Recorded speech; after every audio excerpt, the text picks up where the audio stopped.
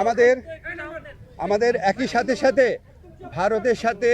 বাংলাদেশের যত চুক্তি হয়েছে গত 15 বছরের ফ্যাসিস্ট শাসন আমলে সেটা প্রকাশ করার দাবি করা হয়েছে এবং একই সাথে সাথে রামপাল সহ বাংলাদেশের জন্য ক্ষতিকর যে সমস্ত চুক্তি আছে সেগুলি বাতিল করার দাবি করা হয়েছে। বাংলাদেশের প্রতি ভারতের যে অর্থনৈতিক নিপীড়ন, যে সাংস্কৃতিক আধিপত্য প্রতিষ্ঠার চেষ্টা, অভ্যন্তরীণ ব্যাপারে নাক গলানোর চেষ্টা, সেটার নিন্দা জানানো হয়েছে এবং ভারতকে বাংলাদেশের প্রতি মর্যাদাশীল আচরণ করার, সৎ প্রতিবেশী সুলভ আচরণ করার আহ্বান জানানো হয়েছে। আচ্ছা, আমাদের এই পরিস্থিতি মোকাবেলায় ভারত বাংলাদেশ বিরোধী যে বিভিন্ন প্রচারণা চালাচ্ছে, এই পরিস্থিতি মোকাবেলায় সকল সম্প্রদায়ের মানুষের